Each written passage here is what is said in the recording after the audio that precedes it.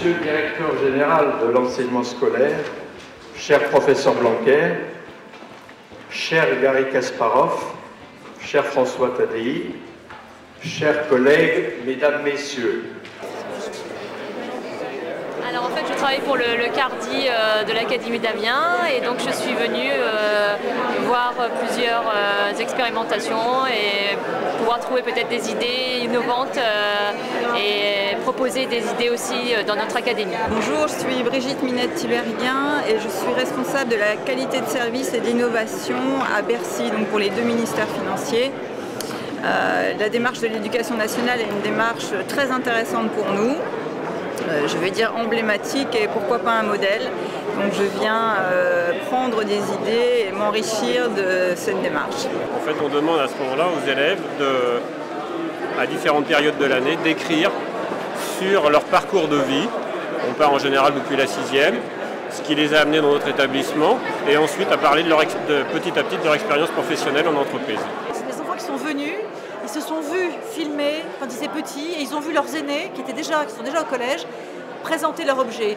Et ils se rendent compte à quel point il y a un chemin dans l'apprentissage. En France, le problème, c'est qu'on ne revient pas sur les choses.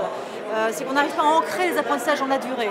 Avec ce projet-là, on ancre les choses dans la durée. On affirme que pour construire un apprentissage, il faut s'y mettre à plusieurs. Ces deux journées rassemblent un panel de 30 équipes qui ont été sélectionnées par rapport à une remontée de 450 dossiers qui avaient été proposés.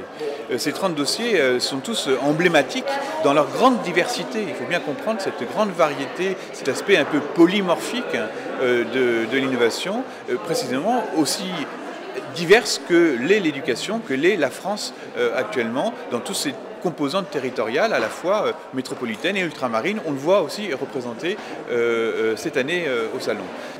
C'est-à-dire que tous les lundis, les 5 enseignants de l'école restent dans leur classe et on accueille les parents et l'enfant en libre accès, on fait les devoirs.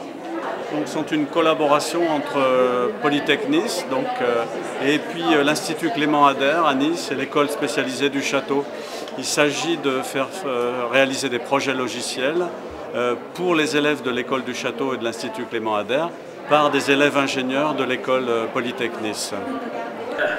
I'm going to share my own experience and my vision of the future that shows how chess can serve as a link before old traditional classes and modernized, computerized education.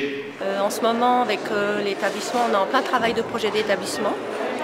On a défini nos axes et maintenant, il faut qu'on les décline en objectifs et en actions.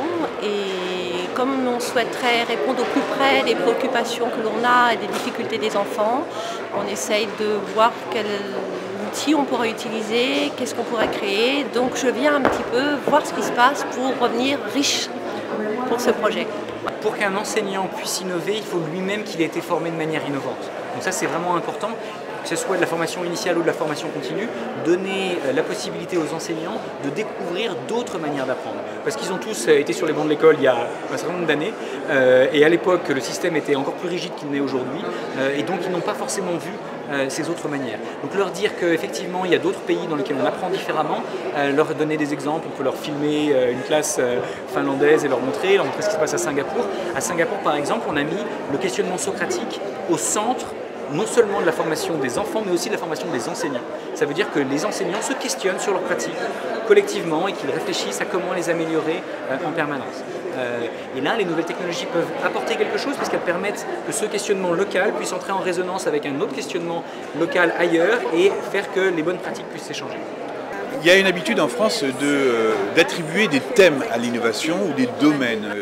Finalement, il y aurait des domaines plus innovants que d'autres et on a eu une approche souvent produit de l'innovation, du style, on va dire classiquement, les technologies, c'est nouveau, c'est donc innovant. Et la recherche, qu'elle soit française ou internationale, a montré que c'était loin de cela. Finalement, quel que soit le thème, quelle que soit la pratique par où elle se présente, elle peut être innovante ou pas du tout. Et c'est donc bien d'abord une histoire d'une enquête sur les processus de changement, sur l'engagement des personnes et sur les résultats produits qui sont extrêmement intéressants, qui sont recherchés dans l'éducation.